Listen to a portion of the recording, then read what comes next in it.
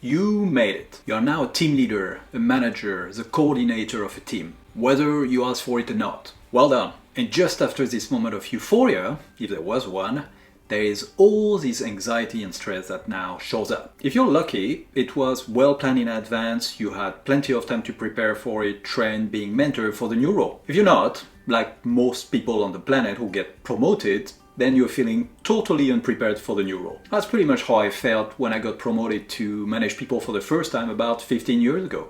In this video, I'm going to walk you through the main stresses that you face as a new manager, the reasons behind those stresses, and also the question you can ask to move forward. Breathe in, breathe out, let's get into it. Hi there, my name is Greg Angelbert, and I've had a 20-year career as a corporate person where I moved from trainee to eventually being a vice president managing director. And I went from just managing myself to eventually being responsible for a team of about 1,000 people. And I'm here to share my 2 cents about how you can perform individually in the best way possible so you can achieve things together in a team, in a group, or by yourself. Stress has a bad reputation, but it is something completely natural for us to have in our life. Without stress, our species would be dead a long time ago. Stress helps us identify internal and external threats. It also triggers us to move forward, to try new things, to reach for the stars. The problem is when stress becomes chronic and overwhelms us. That is when it triggers our sympathetic nervous system in the brain.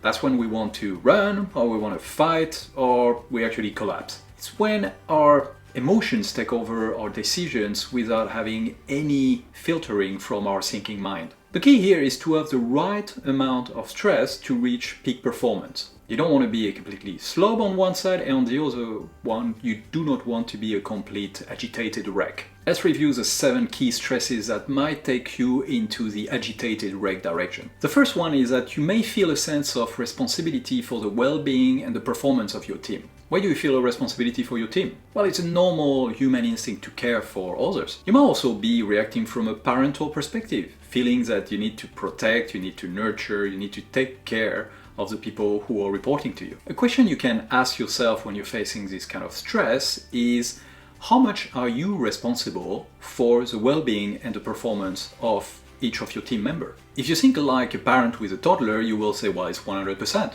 But your team, the individuals in your team are not toddlers. They are adults. They have a capacity for choice by themselves. And you can decide, what are you responsible for in their well-being? What are they responsible for in their well-being? And what is the definition of well-being that people can expect at work and that you're able to support them with? And how can you support your team's performance? You may face pressure to meet deadlines and achieve bigger results than when you were an individual contributor. Why do we feel this stress? Maybe because you've never achieved this kind of target before. And also because you cannot deliver on those targets on your own anymore. That means relinquishing control of every detail of the work that needs to be done. Attached to that might be a feeling that you do not entirely trust your team to be delivering to the standards that you have on the work to be done. You're not alone anymore, and it's time that you fully embrace this. Ask yourself, how can your team individually contribute to achieving those targets that you have? How can you make those targets as much their targets than they are yours? If you have a higher level of standards than your team,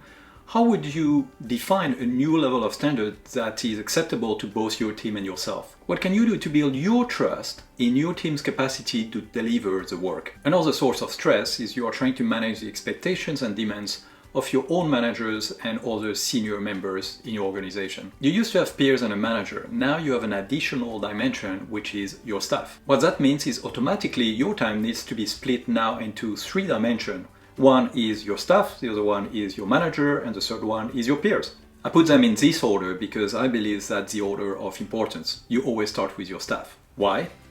Because they are the one who, at the end of the day, delivers the work. A key question here is to decide how do you want to split your time? And also, what is the quality of engagement that you're trying to achieve with the time that you're going to be spending with your staff, with your manager, and with your peer? How much is it about relationship building? How much is it about training, mentoring, or being trained and mentored? How much about decision making or support decision making? How much about coaching or being coached? How much about aligning objectives? Dealing with conflict about team members or between departments can be something new for you in this new role. When we deal with people, they might not agree with us. They might even have their own opinions. How dare they? To achieve great things, we need to work with other human beings. There's no way around that. Here you might find yourself on one side or the other of a management conflict spectrum. On one side, you thrive with conflict. It's something that you're looking forward to. It's energizing you.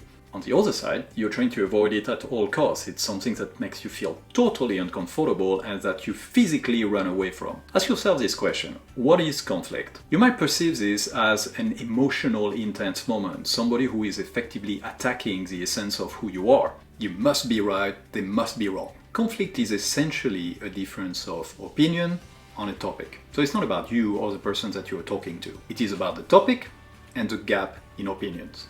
Ask yourself, how can I understand better where the person is coming from on this topic? How do I keep an open mind on the new information that might be coming on this topic that I didn't know before? How can you help each other understand your different perspectives?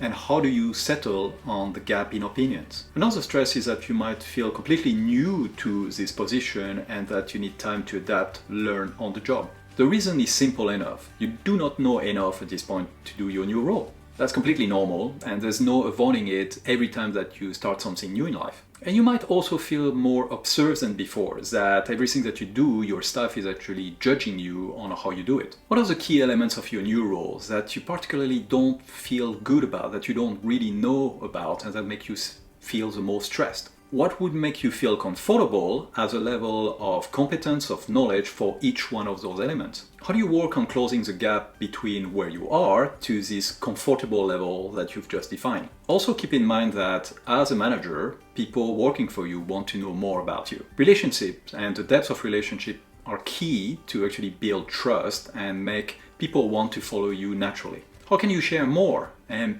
build deeper relationship with the members of your team? You might struggle to find a healthy balance between your work life and your personal life. There's always more work.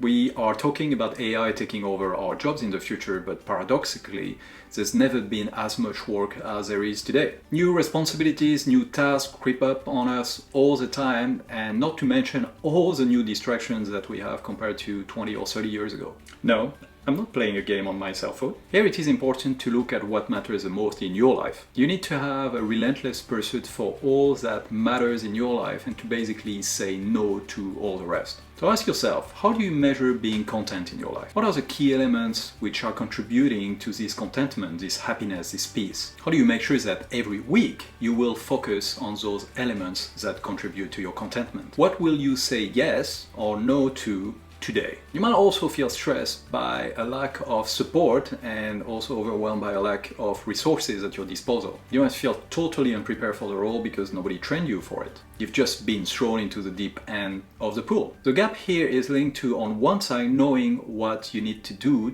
your job well. On the other side is having all the resources that you need to be doing this job well. And that's valid for you and your team. Here's the trick is to learn very fast to ask for help. People will always want to help you.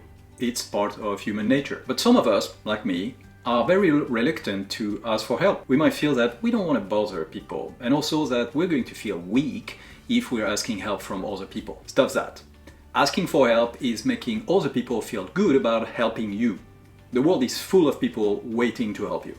Ask yourself, who can help you with your resource problem? With whom and where can you find support on areas that you don't know about? In summary, you can see on the screen the 7 stresses, the 7 reasons for those stresses, and the 7 perspectives that you can take and questions you can ask yourself. If you want a copy of this, you can sign up to my Patreon below. It's free for the moment as I'm building all the resources that I'm sharing with you progressively. Which of the stresses do you have? Rate yourself 1 to 10. Pick the 7 and say 1 to 10. 1 being the lowest, you have no stress at all about it, and 10 being you're totally overwhelmed with stress about this stress aspect. Now prioritize. Just pick 1 or maybe 2 or maybe 3 and start to work on them. Decide on what you want to do based on what you've learned today from this video. Also share your stresses in the comments. I'm curious to know about them, and also I would like to continue the discussion and we can help each other in the community about those stresses.